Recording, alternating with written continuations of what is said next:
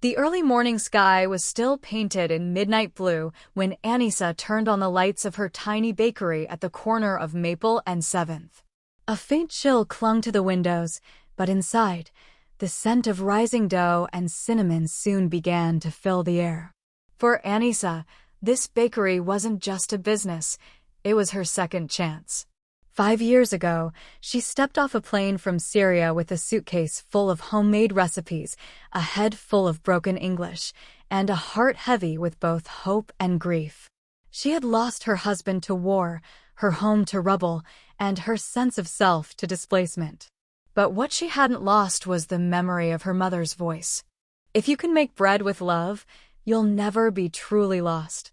The bakery, Sunrise Loaf, became her way back to life. It started small. A few curious neighbors. One loyal mailman. Then more came, drawn by the warm smell of cardamom buns and something even stronger, kindness. Anissa made a quiet ritual of giving one pastry away each day. Some days it went to the tired nurse from the night shift. Other days to the old man who never had exact change. She didn't announce it, never posted about it online. She just handed it over with a warm smile and the same phrase, one for the heart, not for the wallet. But one frosty December morning, her quiet kindness sparked something far bigger than she imagined.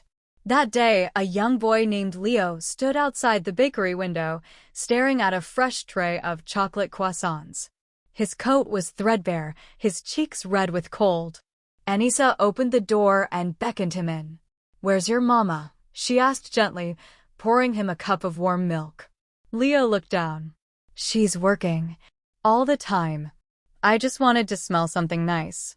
Without a word, Anissa wrapped 2 croissants in paper, adding a third one shaped like a heart. "For you. And your mama.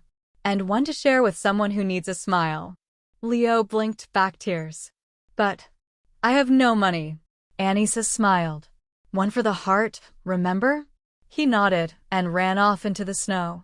3 days later, the story of that moment exploded online. A woman in line at the pharmacy had overheard Leo telling the pharmacist about the magic bakery lady. She posted the story, and within hours, it had thousands of shares. People began showing up not just for the bread, but to see the woman who gave with no expectation of return. But with the attention came pressure.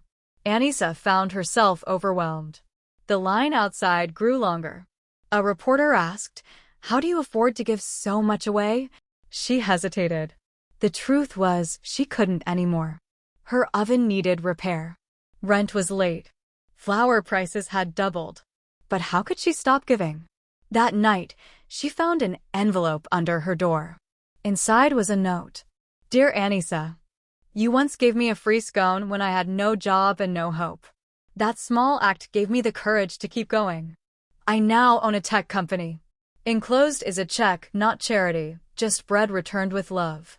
Never stop being you." Anissa gasped. The check was for $20,000. Tears streamed down her cheeks, not because of the money, but because someone had remembered. Because the seeds of kindness she'd planted in silence were now blooming all around her. That week, she started a new initiative, the Heart Loaf Project. Every loaf bought funded a second one for someone in need. Customers added notes, stickers, even job listings inside donated bread bags. It became a movement, kindness wrapped in crust. People came from different states, some just to talk with Anissa, to learn English through conversations over coffee, to share their own stories of starting over. Her little bakery became more than a place to buy bread. It became a classroom, a sanctuary, a second chance factory.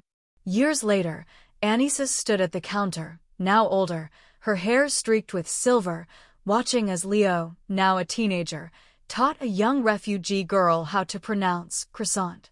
She wiped her hands on her apron and looked out the window, where snow fell gently. Sometimes, all it takes to change a life is a loaf of bread and someone who believes in sharing it.